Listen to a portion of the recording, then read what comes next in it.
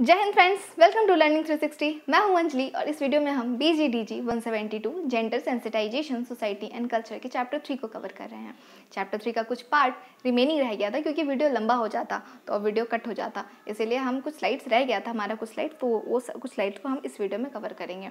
आप इस वीडियो को देखने से पहले एक बार वो वीडियो थोड़ा जो हमारा रिमेनिंग पार्ट इसका है वो पिछले का वीडियो आप देख लीजिएगा।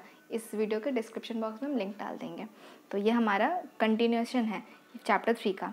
इसके पहले हम लोग कुछ स्लाइड्स कवर कर चुके हैं जिसमें हम लोग कवर किए हैं मैस्कुलिनिटी के, कमला भासन के अनुसार मैस्कुलिनिटी क्या है, डेफिनेशन क्या है मैस्कुलिनिटी का, अंडरस्टैंडिंग कर चुके थे मैस्कुलिनिटी का, और कुछ पार्ट अंडरस्टैंडिंग ऑफ मैस्कुलिनिटी का रह गया था, वो हम वहाँ से शुरू करते हैं।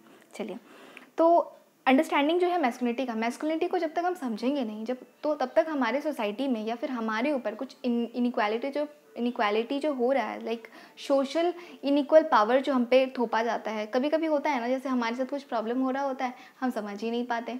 तो जब तक हम समझेंगे नहीं तब तक हम एड्रेस नहीं कर पाएंगे जो प्रॉब्लम्स हैं, जो हायरार्किकल पावर रिलेशन जो है, इनइक्वल पावर रिलेशन है, उसको तो हमको पहले समझना ज़रूरी है। उसके बाद हम प्रॉब्लम चैलेंज कर पाएंगे जो प्रॉब्लम है हमारे सोसाइटी में, जेंडर इशू का प्रॉब्लम।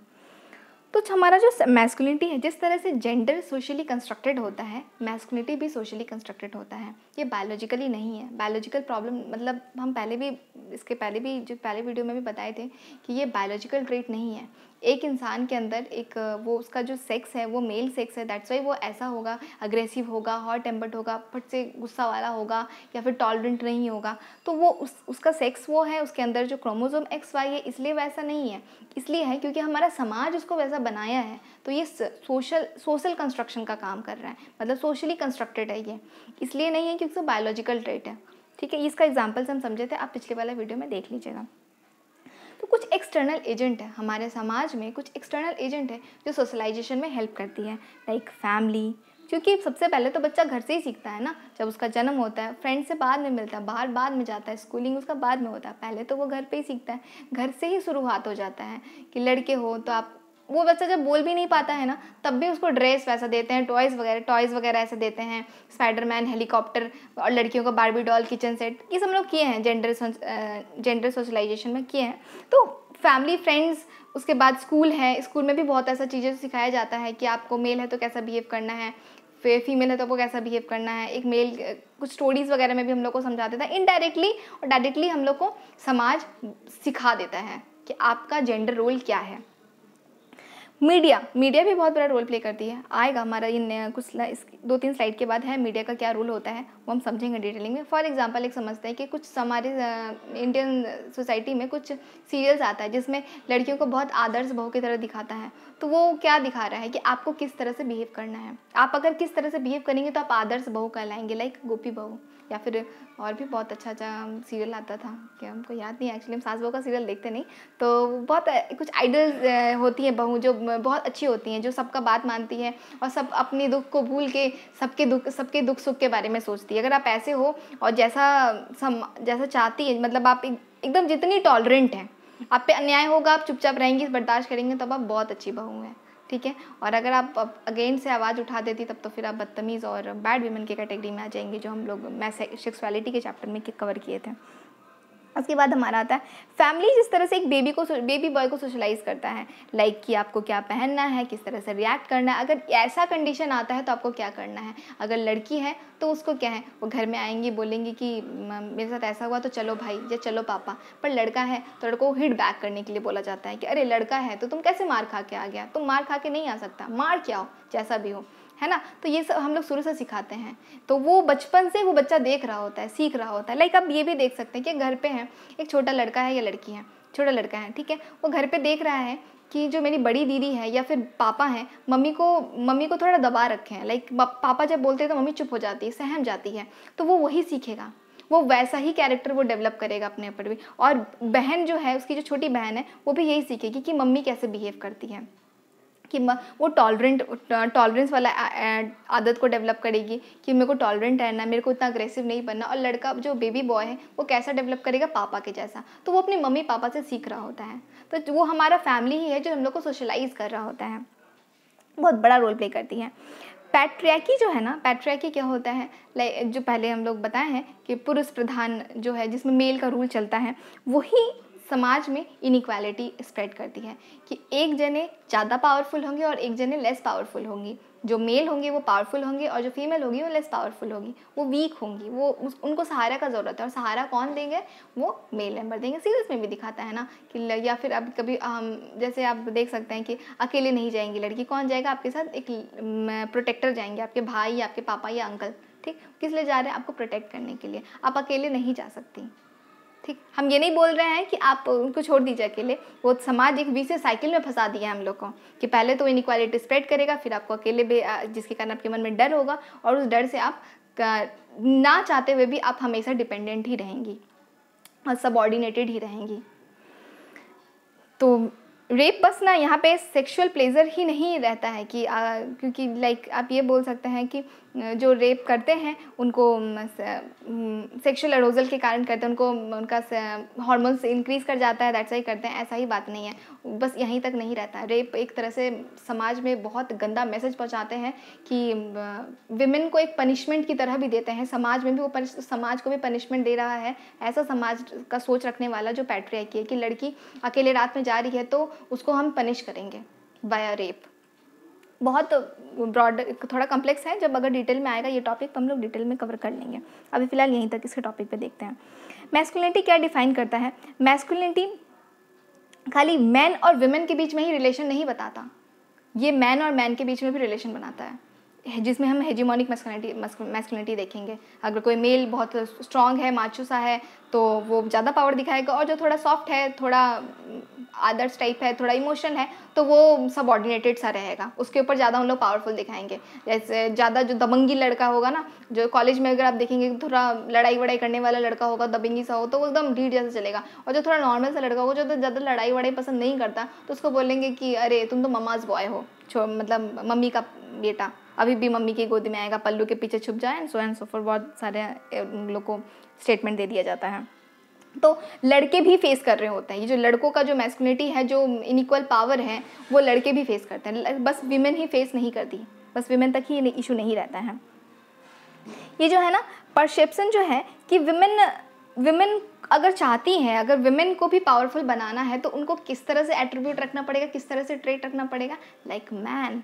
मतलब एक मूवी का नाम है, कोई याद है क्या नाम है? मर्दानी। जो विमेन है वो तभी स्ट्रांग है जब वो मर्द लाइक, मतलब मैन लाइक कैरेक्टर डेवलप करती है।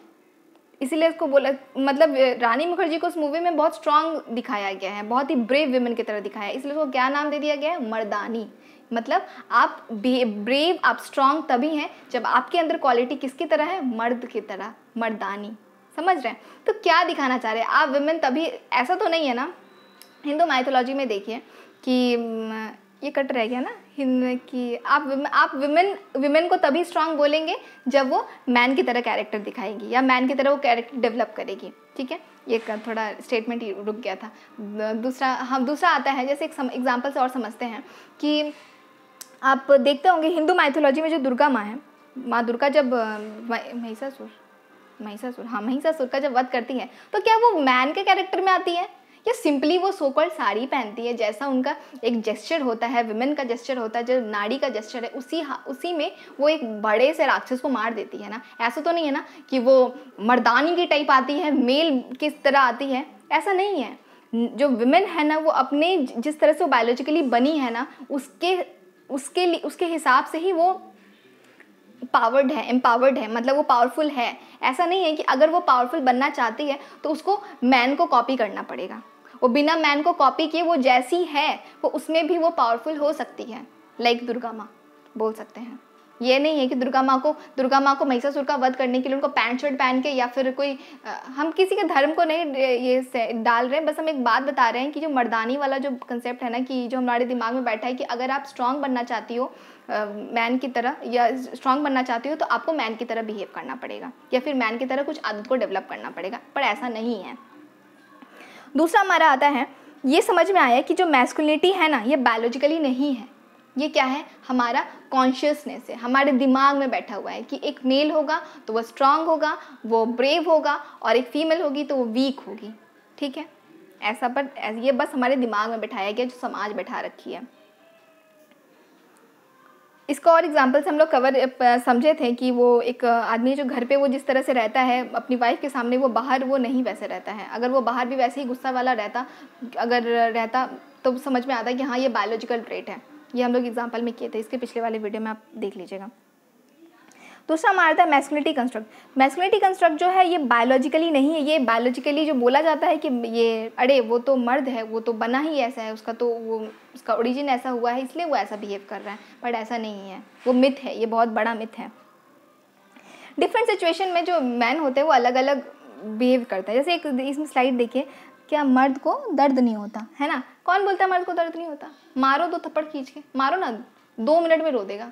मेरा भाई है, उसको मारते हैं कि वो भी तो मैन ही है, मारते 2 थप्पड़ अगर खींच के ढंग से लगा दिया जाए ना 2 थप्पड़, तो आंख से आंसू आ जाए, रोएगा ही। कौन कहता है मर्द को दर्द नहीं होता? ये सब क्या है? ये क्या दिखाना चाह रहे हैं कि उन लोग इतने ही पावरफुल हैं कि वो उसको दर्द का एहसास नहीं होता, वो दर्द को बहुत हाई टॉलरेंट है। पर लिटरली दर्द क्या होता है ना, लड़कियों से पूछो। जब बच्चे को जन्म देती है, लेबर पेन के समय जो दर्द होता है, पीरियड्स के समय जो दर्द होता है, और सारा दर्द रियल में दर्द सह कौन रहती है? विमेन से आ रही होती है। और बोलते क्या है? मर्द को दर्द नहीं होता। Very good. हाँ, दर्द दिया ही नहीं गया आपको तो होगा कहाँ से? हाँ, तो यहाँ पे आता है ऑल मैन। हम तो डिबेट करने लग जा रहे हैं, झगड़ा हो जाएगा लग रहा है।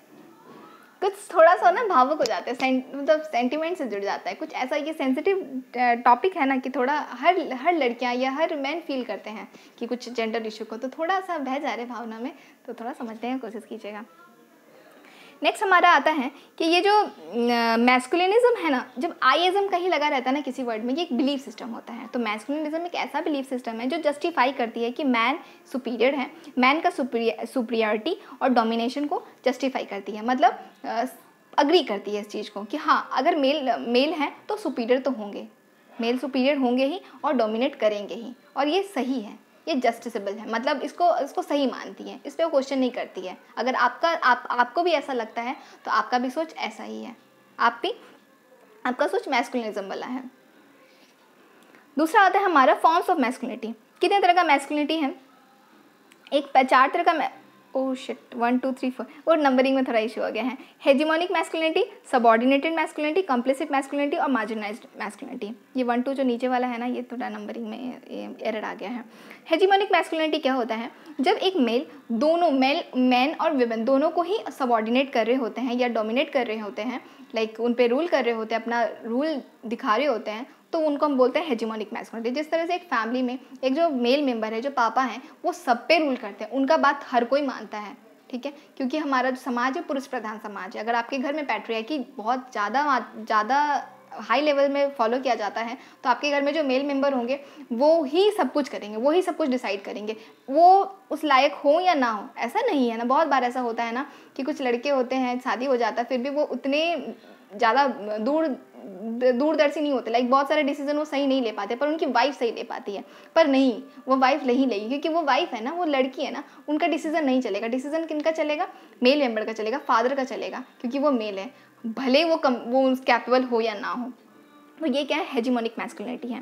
दूसरा हमारा आता है सबऑर्डिनेटेड मैस्कुलिनिटी। सबऑर्डिनेटेड मैस्कुलिनिटी क्या होता है?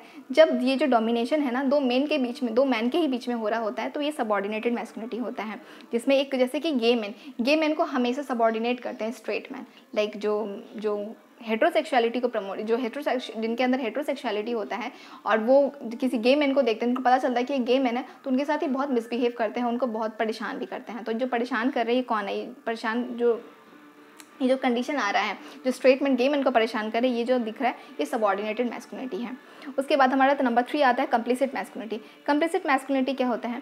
बहुत सारे जो हमारा समाज जो मैस्कुलिनिटी को बना रखा है ना कि इस तरह का ट्रेट होना चाहिए, सारे मेल मेंबर उसको फॉलो नहीं कर पाते ना, उसके कैटेगरी में आ पाते। वो कुछ ही लोग ऐसे कैटेगरी में आते हैं कि एकदम मेल, एकदम सुप्रीम, एकदम पावरफुल वैसे होने वाले, पर आ नहीं पाते, पर इनडायरेक्टली उनको ना सपोर्ट दे दिया जाता है। लाइक एग्जाम्पल से समझिए कि एक फैमिली है जिसमें एक मम्मी पापा और एक भाई बहन है, ठीक है। उनकी जो बहन है वो ज़्यादा कैपेबल है और ज़्यादा स्ट्रांग है, ज़्यादा बुद्धि भी है उनका, ठीक है। पर उनका जो ये है ना उनका जो भाई है उनका जो भाई है वो वैसा नहीं है, उनका भाई जो है उतना कैपेबल नहीं है। सॉरी, वो वीडियो गेट नॉक कर रहा था तो मेरा दिमाग थोड़ा डाइवर्ट हो गया था, ध्यान चला गया था। तो उनका जो 2 भाई बहन है, भाई उतना कैपेबल नहीं है, बहन उनकी उतनी कैपेबल है, फिर भी उनके पापा उनको किसको हक देंगे? भाई को ही देंगे। बोलेंगे कि ये लड़का है इसीलिए ये ज़्यादा कैपेबल होगा और इसी का बात फॉलो करना चाहिए घर। मेरे बात किसका रूल चलेगा? भाई का चलेगा। पर कैपेबल कौन है? उनकी फीमेल है, मतलब उनकी बेटी है। तो बात यहाँ पे यही आ रहा है कंप्लिसिट मैस्कुलिनिटी का, कि कुछ मेल मेंबर होते हैं वो कैपेबल नहीं भी होने के कारण फिर भी उनको इनडायरेक्टली उनको क्या बोलते हैं, उनको फ़ायदा मिल जाता है। क्यों? क्योंकि उनका जन्म हुआ है एज अ बॉय। ठीक है, यह आता है हमारा कंप्लिसिट मैस्कुलिनिटी। चौथा हमारा आता है मार्जिनलाइज्ड मैस्कुलिनिटी। मार्जिनलाइज्ड मैस्कुलिनिटी क्या होता है? जैसे कि एक 2 लड़का है, ठीक है, 2 लड़का है, दोनों ही अच्छा खासा बॉडी शॉडी वाला है, स्ट्रांग इनफ है, पर एक जो है जिसके पास पैसा भी है, अमीर भी है, और एक के पास पैसा कम है। तो अब इन दोनों के बीच में जो डिफरेंस आएगा ना हायरार्की का, ये आ जाता है मार्जिनलाइज्ड मैस्कुलिनिटी के, कि जैसे क्लास, रेस, कास्ट भी आता है। जैसे हो सकता है ना कि एक अपर कास्ट के लोग हैं, जैसे जो ब्राह्मण है, और एक होता है कि छोटे कास्ट के लोग हैं, तो किसको ज़्यादा सुपीरियर माना जाएगा? ब्राह्मण को, अकॉर्डिंग टू समाज में, ये सोसाइटी, हम नहीं अपना बता रहे हैं। होता है ना, जैसे गरीब बहुत एक हमारे सोसाइटी में देखते हैं कि अगर छोटा कोई है, 1-2 रुपया रह गया अगर किसी के पास, तो बोलते हैं कि मेरा रुपया दे दीजिए, क्योंकि अगर वो ब्राह्मण नहीं है तो, और ब्राह्मण अगर है तो बोलते हैं छोड़ो ना, ब्राह्मण को तो दे दिए तो दान ही हुआ, कोई बात नहीं, उनसे नहीं लेंगे। पर अगर वो ब्राह्मण नहीं है तो उनका तो अब तो अपना 1 रुपया नहीं छोड़ेंगे। ठीक, तो उनको फेवर मिल जा रहा है। तो यही और वही बात है कि अगर वो लड़का भी है और लड़का के साथ वो ब्राह्मण भी है, वो रेस में भी सुपीरियर है, उनका क्लास भी है, पैसा भी है, तो फिर तो वो एक्स्ट्रा सुपीरियर रहेंगे, वो तो समाज में हमारे ऊपर रहेंगे, समाज उनको ऊपर उठा के रखेगा ही। तो यहाँ पे भी मार्जिनलाइजेशन आ जाता है। इसके बाद हमारा आता है पैट्रियार्की का मैस्कुलिनिटी के साथ क्या रिलेशन होता है। मैस्कुलिनिटी और पैट्रियार्की हम समझे हैं कि जिसमें मेल का पावर चलता है। मैस्कुलिनिटी क्या होता है कि जो कैरेक्टर है, अगर वो मेल के जैसा कैरेक्टर रहा। मैस्कुलिनिटी और पैट्रियार्की जो होता है एक दूसरे से क्लोजली लिंक्ड रहता है।